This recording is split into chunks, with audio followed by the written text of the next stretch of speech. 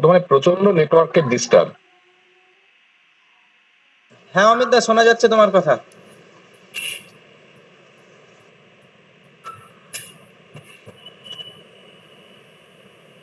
আমার আমরা শুনতে পাচ্ছি, আমরা শুনতে হ্যালো, পাচ্ছি।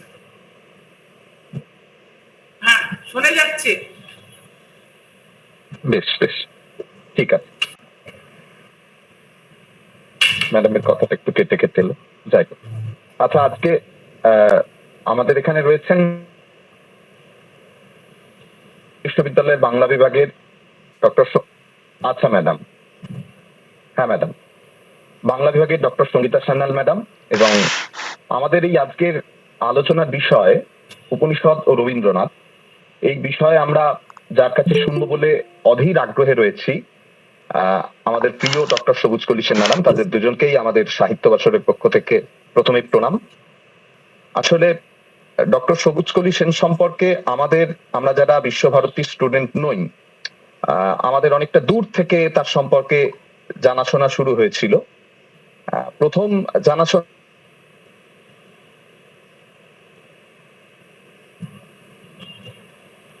শুরু হয় অবশ্যই যখন আমরা ছাত্রাবস্থায়, আমি নিজে যাদবপুর বিশ্ববিদ্যালয়ে পড়াশোনা করছি, তখন ফিলোসফির বন্ধুদের, ওই ডিপার্টমেন্টের বন্ধুদের সঙ্গে আলাপ। ম্যাডাম খুব সুন্দর পড়ান, তার ক্লাস একেবারে পিন ড্রপ সাইলেন্স থাকে। এবং পরে যখন আমরা আরেকটু বড় হয়ে দেখলাম উনি বিশ্বভারতীর উপাচার্যের দায়িত্ব নিলেন, সেটা সামলালেন। এবং ডক্টর সবুজ কলি সেন সম্পর্কে জানতে গেলে যদি শুধু সোশ্যাল মিডিয়ার দিকেই নজর রাখি, তাহলে তার অগুন্তি ছাত্রছাত্রী কিভাবে তিনি মাতৃস্নেহে প্রত্যেককে ভালোবাসেন, তার মানে অনেক অনেক ছোট ছোট গল্প আমাদের দেখতে পাই, শুনতে পাই। এবং আমি দেখলাম আমার এখানে একজন বন্ধু রয়েছে, কৃষ্ণ, ম্যাডামের খুব কাছের ছাত্র, এবং সে আমার খুব ভালো বন্ধুও বটে। আর লিটন ভাইয়ের সূত্রেই আমাদের সাহিত্য বছরের সঙ্গে সবুজ কলিদির যোগাযোগ। আমি লিটন ভাইকেও শুভেচ্ছা জানাচ্ছি। আজকের যে বিষয়, সেই বিষয় নিয়ে একেবারে একটা মুখবন্ধ তৈরি করে দেওয়া, একদম সূচনা করে দেওয়া সঞ্চালক হিসেবে আমি খুব অদক্ষ বলে মনে করছি। তবুও আমাদেরও যারা ছাত্রছাত্রী, ছোট ছোট ভাই বোন রয়েছেন, তাদের সঙ্গে আজকের এই বিষয়টার একটু যোগসূত্র ধরিয়ে দিয়েই আমি আমাদের মাননীয় দিদির হাতে তাকে বলবার জন্য আমি অনুরোধ করে আমি কেটে পড়ব। আমি তারপর খুব মুগ্ধ হয়ে শুনবো। আসলে উপনিষদ ও রবীন্দ্রনাথ, আমরা দিদির কাছে যখন আমাদের পক্ষ থেকে লিটন ভাই তিনি এই বার্তা নিয়ে গেছিলেন যে আমাদের এখানে আবদার রয়েছে, দিদি আপনাকে বলতে হবে, তখন দিদি এই টপিকটা বেছে দিয়েছিলেন। এবং সত্যিই তো, আগে উপনিষদ পরে রবীন্দ্রনাথ, কি সুন্দর টপিকটাই বেছেছেন, দেখেই একটা ভালো লাগা, উপনিষদ ও রবীন্দ্রনাথ। তারপর এটা দেখতে গিয়ে আমি রবীন্দ্রনাথের জীবন স্মৃতির একটু সান্নিধ্য নিলাম, জীবন স্মৃতি হাতে নিলাম। জীবন স্মৃতি হাতে নিয়ে আমি খুঁজে বেড়ানোর চেষ্টা, ইতিহাসমূলক বই নয়, অন্তত রবি ঠাকুর তেমনটাই জানাচ্ছেন। সেই ছবি ঘরেই গেলাম, ছবি তুলে আনার চেষ্টা করলাম। দেখলাম রবীন্দ্রনাথের একেবারে যখন বালককাল, রবীন্দ্রনাথ পিতৃদেব অংশে বলছেন, একবার পিতা আসিলেন আমাদের তিনজনের উপনয়ন দিবার জন্য। বেদান্ত বাগীশকে লইয়া তিনি বৈদিক মন্ত্র হইতে উপনয়নের অনুষ্ঠান নিজে সংকলন করিয়া লইলেন।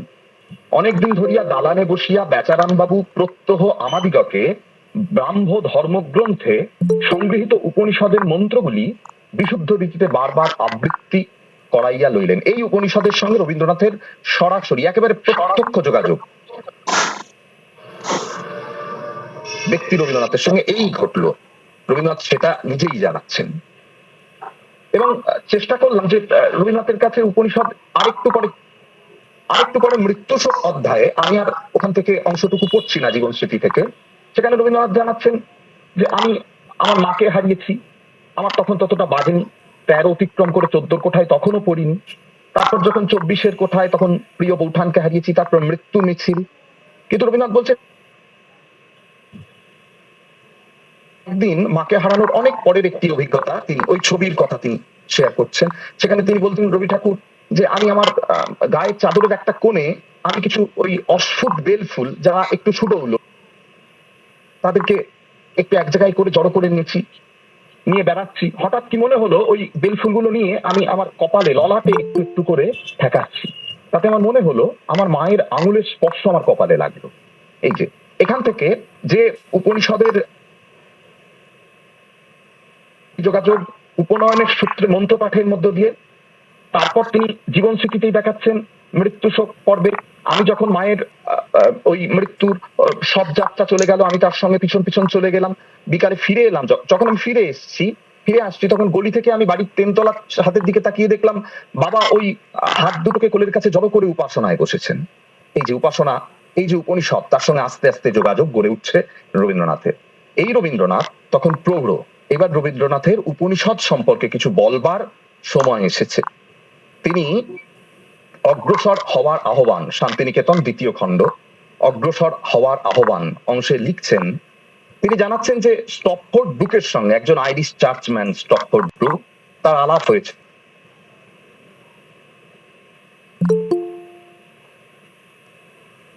এবং স্টপফোর্ড ব্রুক রবীন্দ্রনাথকে বলছেন যে আপনার লেখা আমাদের পড়তে ভালো, যে কোনো ধর্মের মানুষ আপনার লেখার সঙ্গে নিজের একটা মানে অংশত সম্পর্ক গড়ে তুলতে পারে। তখন রবীন্দ্রনাথ তাকে ওই অগ্রসর হওয়ার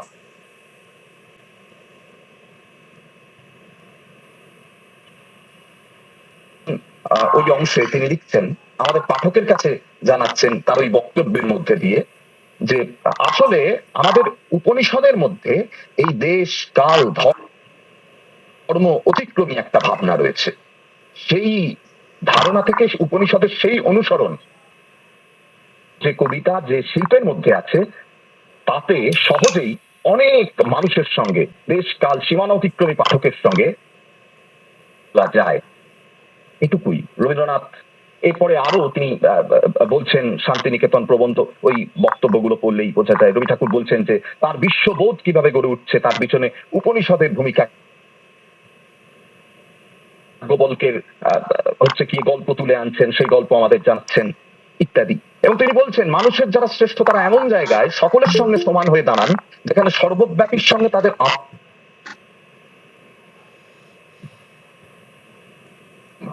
রবীন্দ্রনাথের মতে ওই মানব আত্মা কিরূপ, তার ধারণা কেমন, শ্রেষ্ঠ মানুষের ঠিক ধারণাটা কেমন, তিনি বলছেন তিনি শ্রেষ্ঠ মানুষ, তিনি মানব আত্মার প্রতীক, যিনি আসলে সর্বব্যাপীর সঙ্গে নিজের সম্পর্ক তৈরি করতে পারেন। এই সমস্ত ধারণা তার কিন্তু উপনিষদের সার্থক উত্তরসূরিতা মাত্র। আমি এরপর গীতাঞ্জলির একটি গীতি দিয়ে এই আমার আলোচনার এই মানে মুখবন্ধের আলোচনার সমাপ্তি টেনে দিদিকে এবার বলবার অনুরোধ করব। সেটা হচ্ছে রবীন্দ্র এই যেটা বললেন উপনিষদের সঙ্গে তার সম্পর্ক হলো বাল্যকালে, তারপর রবীন্দ্রনাথ পৌঢ় সময়ে গিয়ে তিনি উপনিষদ বলতে কি বুঝছেন, উপনিষদের উত্তরসূরিতা কি, স্টপফোর্ড ব্রুকের সঙ্গে কথোপকথনে কি জানাচ্ছেন। এই রবীন্দ্রনাথ যখন গীতাঞ্জলি লিখছেন তখন গীতাঞ্জলির 104 নম্বর গীতি, সেখানে তিনি লিখছেন ওই সর্বব্যাপীর মধ্যে তার ঈশ্বরের ধারণাকে তিনি প্রকাশ করছেন। আমি একটু পড়ছি, আমি চেয়ে আছি তোমাদের সপাপানে, স্থান দাও মোরে সকলের মাঝখানে। এই সকলের মাঝখানে নিচে, সব নিচে এ ধূলির ধরণীতে, যেথা আসনের মূল্য না হয় দিতে, যেথা রেখা দিয়ে ভাগ করা নেই কিছু, যেথা ভেদ নাই মানে আর অপমানে, স্থান দাও সেটা সকলের মাঝখানে। যেটা বাহিরের আবরণ নাহি রয়, যেথা আপনার উলঙ্গ পরিচয়, আমার বলিয়া কিছু নাই একেবারে, এ সত্য যেথা নাহি ঢাকে আপনারে, সে তারায় মিলাজ দৈন মম, ভরিয়া লইব তাহার পরম দানে, স্থান দাও মোরে সকলে মাঝখানে। এই থেকে সর্বব্যাপীর মধ্যে নিজেকে খেয়াল করা, নিজেকে চিনতে পারা, এই উত্তরসূরিতা আসলে উপনিষদের ধারণার উত্তরসূরিতা। আমরা মাননীয় দিদির কাছে, আমাদের প্রিয় সবুজ কলিদির কাছে এরপর উপনিষদ ও রবীন্দ্রনাথ নিয়ে তার গুরুত্বপূর্ণ বক্তব্য শুনবো। দিদি নমস্কার, শুভ সন্ধ্যা। শুনতে পাওয়া যাচ্ছে আমার কথা? কথা শোনা দিদি যাচ্ছে? শোনা যাচ্ছে দিদি, শোনা যাচ্ছে। আমি আমার আন্তরিক কৃতজ্ঞতা জানাই ও ধন্যবাদ জানাই সাহিত্য বাসরকে আমায় আজ এই সন্ধ্যায় এই বিষয়ে কিছু আলোচনা করতে আমন্ত্রণ জানানোর জন্য। আমি আমার শুভেচ্ছা ও নমস্কার জানাই যে সমস্ত শ্রোতা আজ এটি শুনছেন। উপনিষদ ও রবীন্দ্রনাথ। বাংলাদেশে উপনিষদের চর্চা বা বেদান্তের চর্চা খুব বেশি প্রাচীন নয়। ঊনবিংশ শতাব্দীতে বাংলায় উপনিষদের চর্চার সূচনা করেন রামমোহন রায়। রামমোহনের প্রভাবে প্রভাবিত উপনিষদের ধারাটি আরো পরিপুষ্ট ও পরিণত হলো দেবেন্দ্রনাথে, এবং দেবেন্দ্রনাথের কাছ থেকে উপনিষদকে সহজ উত্তরাধিকারী লাভ করলেন রবীন্দ্রনাথ। একটু আগেই সঞ্চালক জীবন স্মৃতি থেকে বলছিলেন এবং তার উপনয়নের কথা আলোচনা করলেন। জীবন স্মৃতিতে রবীন্দ্রনাথ বলছেন, আমি পড়ছি, নূতন ব্রাহ্মণ হওয়ার পরেই গায়ত্রী মন্ত্রটা জপ করবার দিকে খুব একটা ঝোঁক পড়িল। আমি বিশেষ যত্নে এক মনে ওই মন্ত্র জপ করিবার চেষ্টা করিতাম। আমার একদিনের কথা মনে পড়ে। আমাদের পরিবার ঘরে শাল বাঁধানো মেঝের কোণে বসিয়া গায়ত্রী জপ করিতে করিতে সহসা আমার দুই চোখ ভরিয়া কেবল জল পড়িতে লাগিল। জল কেন পড়িতেছে তাহা আমি নিজে কিছুই বুঝিলাম না। আসল কথা, অন্তরের অন্তঃপুরে যে কাজ চলিতেছে বুদ্ধির ক্ষেত্রে সকল সময়ে তাহার খবর আসিয়া পৌঁছে না। আত্মপরিচয়ে তিনি বলেছেন, অতি বাল্যকালে, আত্মপরিচয়টা যদি আপনারা নিশ্চয়ই অনেকে পড়েছেন, এটা তার বলেছিলেন, আমি জীবনী লেখার জন্য অনুরুদ্ধ হয়ে লিখছি। তো আত্মপরিচয় তার আধ্যাত্মিকতার জীবনী বলা যেতে পারে, আধ্যাত্মিক যাত্রার কথা। সেখানে তিনি বলছেন, অতি বাল্যকালে প্রায় প্রতিদিনই অনর্গল আবৃত্তি করেছি উপনিষদের শ্লোক। শৈশবে তার এই অনর্গল আবৃত্তির অর্থ উদ্ঘাটিত হয়েছিল উত্তর জীবনে রবীন্দ্রনাথের গভীর ধ্যান ও মননের মধ্যে দিয়ে। উপনিষদের এই উত্তরাধিকার রবীন্দ্রনাথের ক্ষেত্রে পৈতৃক, পারিবারিক এবং গোষ্ঠীগত, অর্থাৎ ব্রাহ্ম সমাজে। কিন্তু পারিবারিক বলেই যে রবীন্দ্রনাথ তাকে মেনে নেবেন এমন তো তিনি ছিলেন না। উপনিষদকে যে রবীন্দ্রনাথ বেছে নিয়েছিলেন তার প্রণোদনা এসেছিল রবীন্দ্রনাথের নিজের ভিতর থেকে, তার স্বভাব এবং রুচির টানে। উপনিষদের অসামান্য কবিত্ব, হয়তো সেই কারণেই উপনিষদের উপর বা প্রতি রবীন্দ্রনাথের এত আকর্ষণ। কিন্তু একথা ঠিক যে পারিবারিক উত্তরাধিকার রূপে উপনিষদকে পেলেও আজীবন ঔপনিষদিক ঐতিহ্যের প্রতি শ্রদ্ধা থাকলেও কেবলমাত্র উপনিষদই যে রবীন্দ্রনাথের একমাত্র আশ্রয় বা তাকে একমাত্র প্রভাবিত করেছে একথাও আমরা বলতে পারি না। এ বিষয়ে মোটামুটি আমরা তিনটে মত দেখতে পাই। প্রথমটা হলো রবীন্দ্রনাথের সমগ্র কবি জীবনের পরিণতি উপনিষদের ধারায়। দ্বিতীয় মত বলেন রবীন্দ্রনাথের সঙ্গে উপনিষদের সম্পর্ক মহর্ষির ধর্মের সঙ্গে উপনিষদের সম্পর্ক থেকেও অনেক দূরের। এই মতে রবীন্দ্রনাথ উপনিষদ থেকে তার মতের সমর্থক মন্ত্রগুলিকে গ্রহণ করেছেন। এবং তৃতীয় মতে রবীন্দ্রনাথ তার প্রথম জীবনে এবং মধ্য জীবনে উপনিষদের প্রভাব স্বীকার করলেও উত্তর জীবনে তার হ্রাস বা অবলুপ্তি হয়েছিল বলে তারা মনে করেন। রবীন্দ্রনাথের জীবনে ক্রমশ ধ্যান ও মন্ত্র আবৃত্তি নিরর্থক মনে হয়েছিল। উদাহরণস্বরূপ তারা এই কবিতাটির উল্লেখ করেন, আমি ব্রাত্য, আমি মন্ত্রহীন, সকল মন্দিরের বাহিরে আজ আমার পূজা সমাপ্ত হলো, দেবলোক থেকে মানবলোকে আকাশে জ্যোতির্ময় পুরুষে, আর মনের মানুষে আবার অন্তরতম আনন্দে। এইরকম বিভিন্ন মূল্যায়ন হলেও রবীন্দ্রনাথের জীবন থেকে উপনিষদকে সরিয়ে রাখতে কেউই পারেনি। সত্যেন্দ্রনাথ রায় বলেছেন, জীবনে ও সাহিত্যে উপনিষদ যে রবীন্দ্রনাথের কতখানি ঘনিষ্ঠ তা আমরা সকলেই জানি। উদ্ধৃত উপাদান উপকরণ দিয়ে যদি বিচার করা যায়, তাহলে অনুমান করি রবীন্দ্র সাহিত্যে উপনিষদের উপাদানই সব থেকে বেশি পাওয়া যাবে। আমরা দেখি রবীন্দ্রনাথ নিজেও বলেছেন, বৈষ্ণব সাহিত্য ও উপনিষদ মিশ্রিত হইয়া আমার মনের হাওয়া তৈরি করিয়াছে। নাইট্রোজেন ও অক্সিজেন যেমন করিয়া মেশে, তেমন করিয়াই মিশিয়াছে। আমরা দেখি কোন দার্শনিক তত্ত্ব আলোচনা করার জন্য রবীন্দ্রনাথ কিন্তু উপনিষদ চর্চা বা উপনিষদ পাঠ করেননি। পিতা দেবেন্দ্রনাথের মতোই নিজের অধ্যাত্ম অনুভূতির সমর্থক মন্ত্রগুলিকে তিনি বেছে নিয়েছিলেন। উপনিষদের মন্ত্রের মধ্যে নিজের বলিষ্ঠ অনুভূতির সমর্থন খুঁজে পেয়েছিলেন এবং সেই মন্ত্রগুলিকে তিনি রবীন্দ্রায়িত করে নিয়েছিলেন। আমরা শান্তিনিকেতনের মন্দিরে উপাসনার প্রধান মন্ত্রে দেখি, असत्तोमा सद्गमय तमसोमा ज्योतिर्गमय মৃত্যুমা অমৃতম গময়।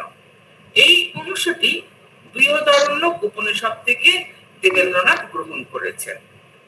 পরের পংক্তিটি আবিরাবির্ম এধি ঐতরীয় উপনিষদের এবং শেষ অংশ রুদ্র ইয়াত্তে দক্ষিণাং মুখম তেনমাম পাহি নিত্যম শ্বেতশ্বেতর উপনিষদ থেকে গ্রহণ করা।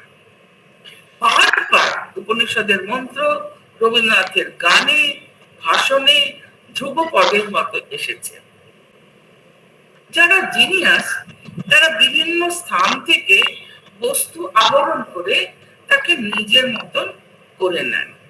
রবীন্দ্রনাথ যা আহরণ করেছেন জীবনে তাকে রবীন্দ্রায়িত করেছেন, এমনকি উপনিষদকেও রবীন্দ্রায়িত করেছেন।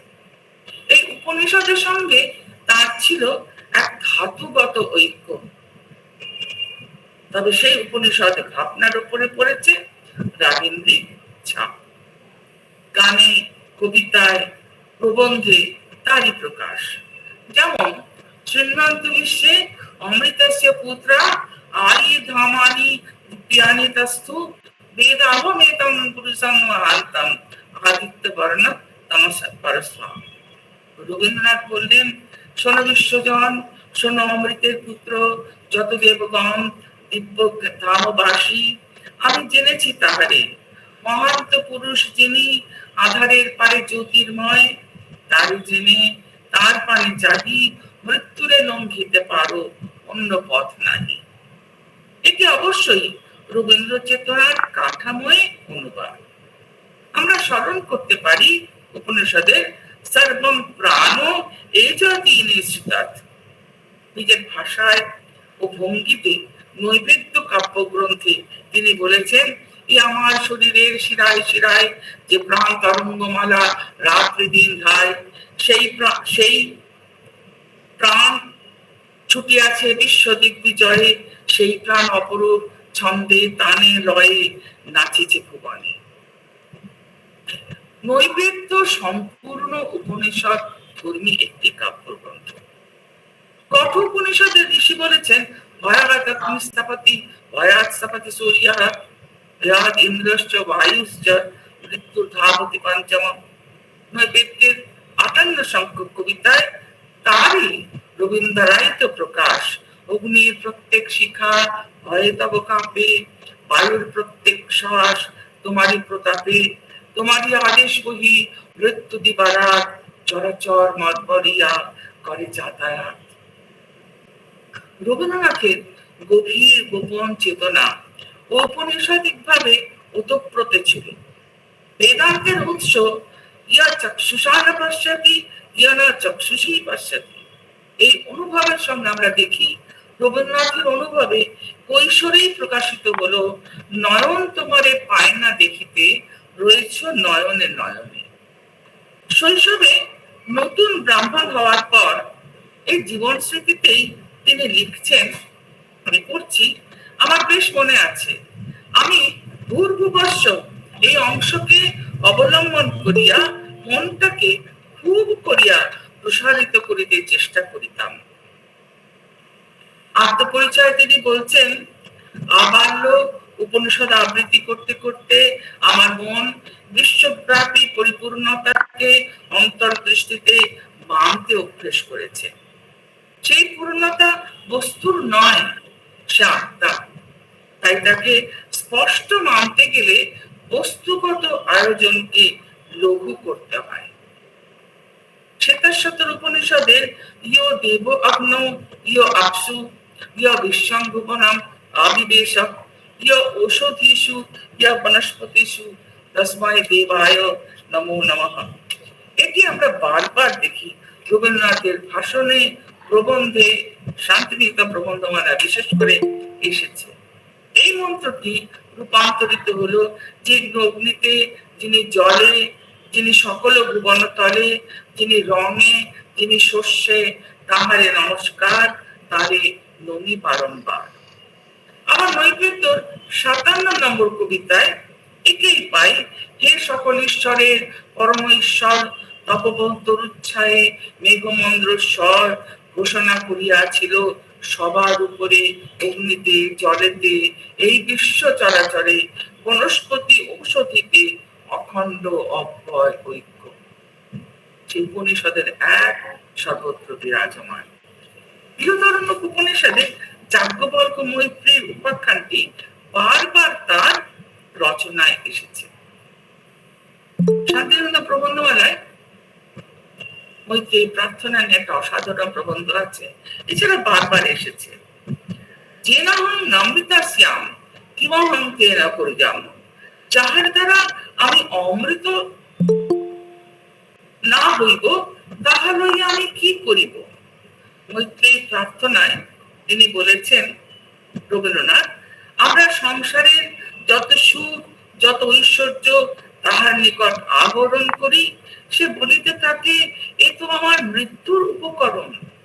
সে আপন ক্ষুধার অন্ন পিপাসার জল চাহিয়া উচ্চ কণ্ঠে ডাকিয়া ওঠে, মৃত্যুমা অমৃতঙ্গময়, মৃত্যু হইতে আমাকে অমৃতে লইয়া যাও। এই অমৃতকে পাওয়ার সাধনা, ব্রহ্মকে পাওয়ার সাধনা রবীন্দ্রনাথের কাছে কেবল জ্ঞান মার্গের সাধনা ছিল না, এ ছিল ভক্তি মার্গের সাধনা, আত্মসমর্পণের সাধনা। শান্তিনিকেতন মন্দিরের ভাষণে আমরা পাই, রবীন্দ্রনাথ বলছেন, ব্রহ্মকে পেতে হবে এই কথাটি ঠিক বলা চলে না, আপনাকে দিতে হবে বলতে হবে। ওইখানেই অভাব আছে, সেই জন্যই মিলন হচ্ছে না। তিনি আপনাকে দিয়েছেন, আমরা আপনাকে দিই না। আমরা নানা প্রকার স্বার্থের, অহংকারের, ক্ষুদ্রতার বেড়া দিয়ে নিজেকে স্বতন্ত্র, এমনকি বিরুদ্ধ করে রেখেছি। তিনি পরিপূর্ণভাবে নিজেকে দান করেছেন, আমরাও তার কাছে পরিপূর্ণভাবে নিজেকে দান না করলে তাকে প্রতিগ্রহ করা হবে না, আপনাকে দান করতে হবে। সেই জন্য আমরা দেখি রবীন্দ্রনাথের আত্মনিবেদনের মন্ত্রটি হলো, আমাকে সব দিতে হবে, সে তো আমি জানি, আমার যত বিত্ত প্রভু, আমার যত বাণী, সব দিতে হবে। রবীন্দ্রনাথ ছিলেন ঋষি, ছিলেন মনীষী, সর্বোপরি ছিলেন কবি। হর্ষ দেবস্য কাব্যম ন মমারো ন ধীরিজতি, উপনিষদের কথা। চোখ মেলে দেখো, দেবতার শ্রেষ্ঠ এই বিশ্ব মহাকাব্য, যা জীর্ণ হয় না, যা বিনাশ হয় না। আসল সব রবীন্দ্রনাথের দৃষ্টি জগতের দিকে প্রকাশিত। তিনি আত্মপরিচয় বলেছেন, আমি কি আত্মার মধ্যে কি বিশ্বের মধ্যে বিস্ময়ের অন্ত দেখি না। এই সীমার মধ্যে, এই প্রত্যক্ষের মধ্যে অনন্তের যে প্রকাশ, তাহাই আমার কাছে অসীম বিস্ময়াবহ। আমি এই জল, স্থল, তরুলতা, পশু পক্ষী, চন্দ্র সূর্য, দিন রাত্রির মাঝখান দিয়া চোখ মেলিয়া চলিয়াছি। ইহা আশ্চর্য। এই জগৎ তার অণুতে, পরমাণুতে, তার প্রত্যেক ধূলিকণায় আশ্চর্য। আমাদের পিতামহগণ যে অগ্নি, বায়ু, সূর্য, চন্দ্র, মেঘ, বিদ্যুৎকে দিব্য দৃষ্টি দ্বারা দেখিয়াছিলেন, তাহারা যে সমস্ত জীবন এই অচিন্তনীয় বিশ্ব মহিমার মধ্য দিয়া সজীব ভক্তি ও বিস্ময় লইয়া চলিয়া গিয়াছিলেন, বিশ্বের সমস্ত স্পর্শই তাহাদের অন্তর বিনয় নব নব স্তব্ধ সঙ্গীত ঝঙ্কৃত করিয়া তুলিয়াছিল, ইহাই আমার অন্তঃকরণকে স্পর্শ করে। এই একেবারে উপনিষদের কথা। এই কবি ইয়াৎকিঞ্চ জগত্যাং জগৎ, জগতের সব কিছুকেই ঈশাবাস্যমিদং, এই দিব্যদ্যুতিতে সমুজ্জ্বল রূপে উপলব্ধি করার জন্য ব্যাকুল ছিলেন। পিতা মহর্ষি দেবেন্দ্রনাথের মতো তাই ঈশ্বর পরিষদের মন্ত্র ঈশাবাস্যমিদং সর্বং ইয়াৎকিঞ্চ জগত্যাং জগৎ তেন ভুঞ্জিতা মা হৃদ কাশ্যসি ধনম ছিল রবীন্দ্রনাথেরও জীবন বেদ। রবীন্দ্রনাথের পরিণত জীবনের মানবতাবাদে এই উপনিষদের প্রভাব একেবারে নেই তা বোধহয় নিশ্চিত করে বলা যাবে না। 1930 সালে যদি অনেকে এটা নিয়ে বিতর্ক করেন, 1930 সালে রাশিয়া ভ্রমণকালে তিনি শান্তিনিকেতনের অন্যতম বাস্তু রূপকার সুরেনকরকে একটা চিঠি লিখছেন। উনি লিখছেন, উপনিষদের একটা কথা আমি এখানে এসে খুব স্পষ্ট বুঝেছি, সেটা হলো মা গৃহ, লোভ করো না। যেহেতু সমস্ত কিছু এক সত্যের দ্বারা পরিব্যাপ্ত, ব্যক্তিগত লোভেতে সে একের উপলব্ধিতে বাধা আনে। তেন ভুঞ্জিতা, সেই একের থেকে যা আসছে তাকেই ভোগ করো। এটির উল্লেখ এ কারণেই করলাম যে জীবনের সঙ্গে উপনিষদকে মেলানো আমরা রবীন্দ্রনাথের ক্ষেত্রে অনেক সময় লক্ষ্য করি। উপনিষদের মধ্যে প্রথমে নিজের আত্মাকে উপলব্ধি করবার এবং সে আত্ম উপলব্ধির মধ্য দিয়ে সর্বব্যাপী বিশ্বের যে এক আছে তাকে অনুভব করবার কথা আমরা বহুবার উপনিষদে পাই। রবীন্দ্রনাথকে এই বিষয়টি বরাবরই নাড়া দিয়েছিল। তাই শ্বেতশ্বতর উপনিষদের সে বিখ্যাত মন্ত্রটি হয়ে উঠল শান্তিনিকেতনের মাঙ্গলিক অনুষ্ঠানের মন্ত্র, এস দেব বিশ্বকর্মা মহাত্মা সদা জানানাং হৃদয়ে সন্নিবিষ্টঃ। আবার উপনিষদের মন্ত্র বারবার আসে তার ভাষণে, যস্তু সর্বাণি ভূতানি আত্মন্যেব অনুপশ্যতি সর্বভূতেষু চাত্মানং তত ন বিজুগুপ্সতে। যিনি সর্বভূতকে আত্মার মধ্যে অবস্থিত দেখেন এবং সর্বভূতে আত্মাকে দেখেন, তিনি এই উপলব্ধির ফলে কাকেও ঘৃণা করেন না। এই ক্ষুদ্র আমির সীমানা ছাড়িয়ে অন্তরে এক বৃহৎ আমির উপলব্ধি ঘটে, আর তার হৃদয়ে আনন্দ নিকেতন হয়ে ওঠে। রবীন্দ্রনাথ তাই বলেন, আপনারে দিয়ে রচিরে দেখিয়ে দিয়ে আপনারই আবরণ খুলে দেখ তার অন্তরে তার আনন্দ নিকেতন। কিন্তু জগৎ থেকে দৃষ্টি সরিয়ে বা কর্ম থেকে বিরত হয়ে নিশ্চেষ্ট আত্মসমাহিত হওয়া, ইন্দ্রিয়ের দ্বার রুদ্ধ করে যোগাসন, এ কখনো গভীর লক্ষ্য হতে পারে না। ঈশোপনিষদের আহ্বান যিনি শুনেছেন, অশ্ব দেবস্য কাব্যম জগৎকে দেখার আহ্বান তিনি শুনেছেন। এই আহ্বানই কবিকে সব থেকে বেশি অনুপ্রাণিত করেছিল, অনুরণন তুলেছিল। সেই কবি মন বিশ্বের বহু বৈচিত্র্যের মধ্যে অবগাহন করে সেখানে একটা নিত্যকালীন জাগ্রত প্রাণের সৌন্দর্যে আত্মহারা হয়।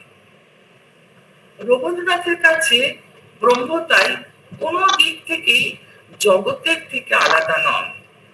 এই জগতের আলো অন্ধকার, সুখ দুঃখ, ভালো মন্দ, মানব প্রবৃত্তি সব কিছুর মধ্যেই ব্রহ্মের প্রকাশ। অর্থাৎ ইন্দ্রিয় দিয়ে আমরা যে বস্তু জগৎকে দেখতে পাচ্ছি তার নিয়ম আর বৈচিত্র্যকে সমগ্রভাবে দেখতে পারলেই ব্রহ্মকে জানা যায়।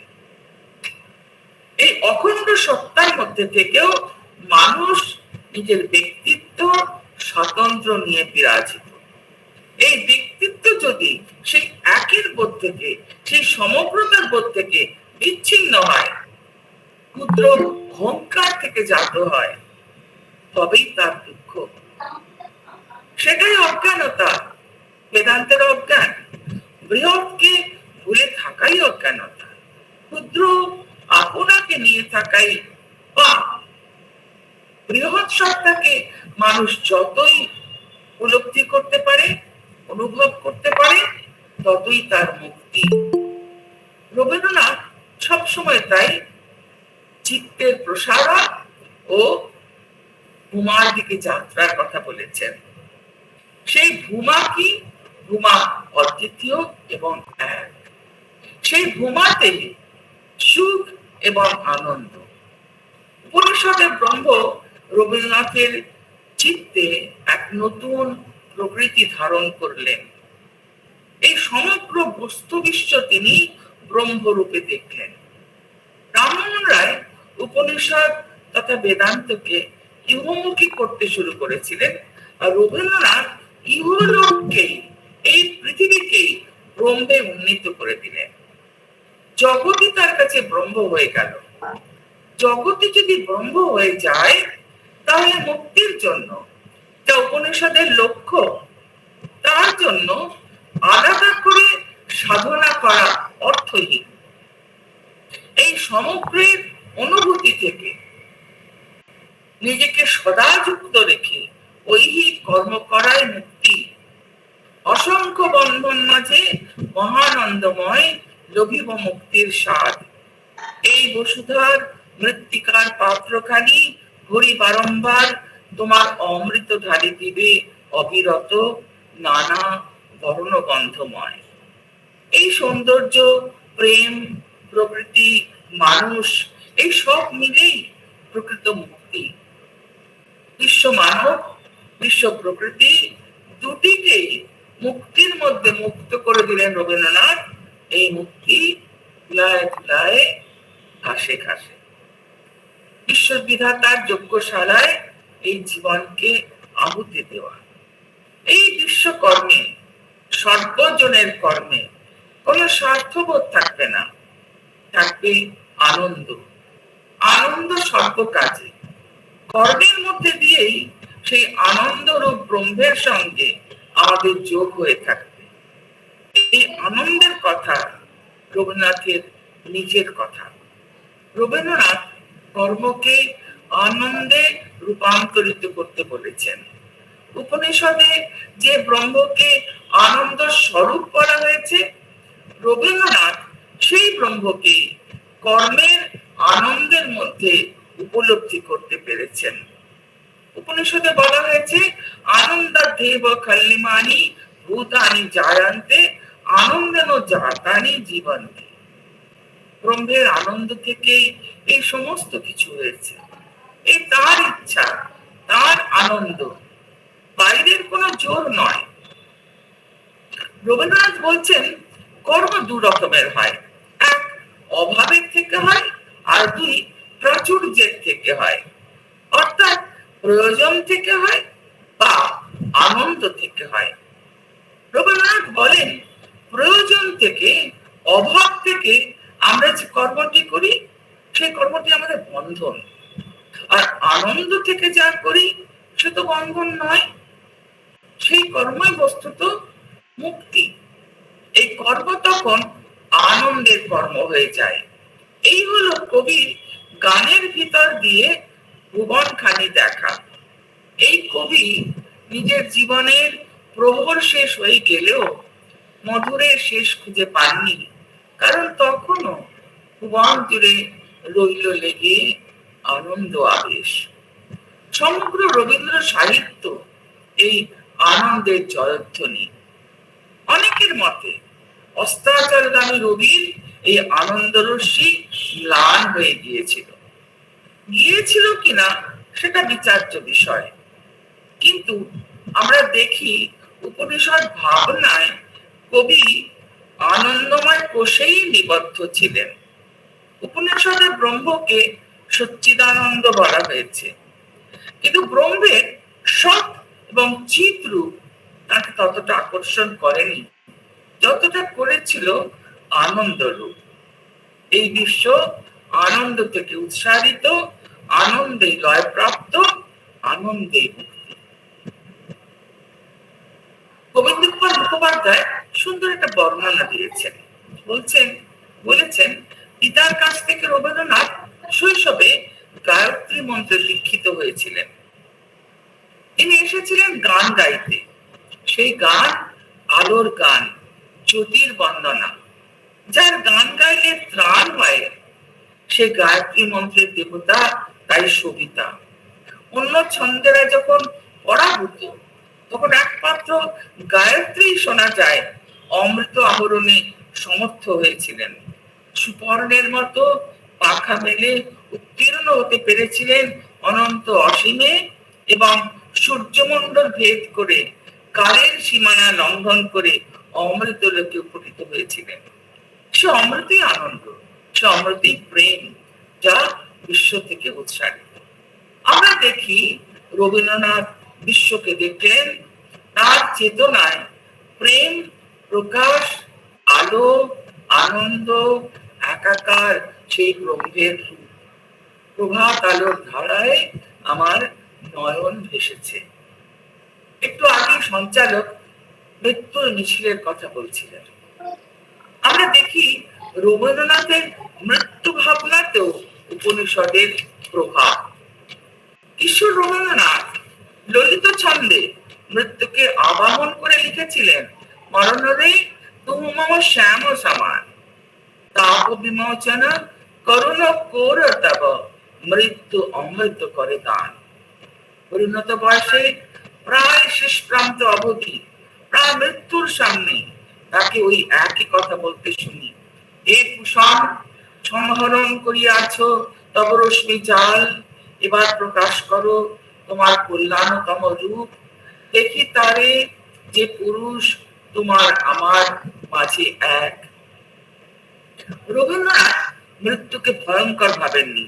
মৃত্যুকে তিনি উপনিষদের ঋষির মতোই দক্ষিণামূর্তিতে দেখেছেন। রুদ্রং যাতে দক্ষিণামুখম তেন মান পায়ে নিত্যম। রবীন্দ্রনাথ প্রায় ওই কথারই প্রতিধ্বনি করে বলেছেন, একা আমি যাত্রী শুধু, অপেক্ষা করিব লবটিকা, মৃত্যুর দক্ষিণ হস্ত হতে নূতন অরুণ লিখা জবে দিবে যাত্রার ইঙ্গিত। রবীন্দ্রনাথের কাছে মৃত্যু কোনো শেষ নয়, শূন্যতা নয়। এ হলো ব্যক্তিকে অতিক্রম করে বিশ্বের সঙ্গে একীভূত হয়ে যাবার পর, ঘুমায় যাবার পর। যাবার সময় রবীন্দ্রনাথ বলে যাবেন, শেষ স্পর্শ নিয়ে যাব ধরণী, বলে যাব তোমারই ধুলির তিলক করেছি ভালে, দেখেছি নিত্যের জ্যোতি দুর্যোগের মায়ার আড়ালে, সত্যের আনন্দ রূপ এ ধুলিতে নিয়েছে মূরতি, এই জেনে এ ধুলায় রাখিন প্রণতি। শেষ বয়সে ইতিহাস সচেতন এই কবি ঔপনিষদিক শান্তি ভঙ্গ হয়েছিল বলে মনে হয়। পৃথিবী থেকে বিদায় নেবার আগে কবিকে তাই বলতে হয়েছিল, নাগিনীরা চারিদিকে ফেলিতেছে বিষাক্ত নিঃশ্বাস, শান্তির ললিত বাণী শুনাইবে ব্যর্থ পরিহাস। যদিও মানুষের উপর বিশ্বাস তিনি হারাতে চাইছেন না। কবির এই পর্বকে অনেকে বলেন সংশয় পর্ব। এই পর্বে বিশেষ করে নবজাতক, শেষ লেখা ও আরোগ্যের কিছু কবিতা আমাদের ভাবায়। নবজাতকের প্রশ্ন কবিতা 1938 সাল 17 ডিসেম্বরে লেখা। রবীন্দ্রনাথ মানুষের অস্তিত্বকে নিয়ে প্রশ্ন করছেন, আমিকে নিয়ে প্রশ্ন করছেন, বলছেন এরা কি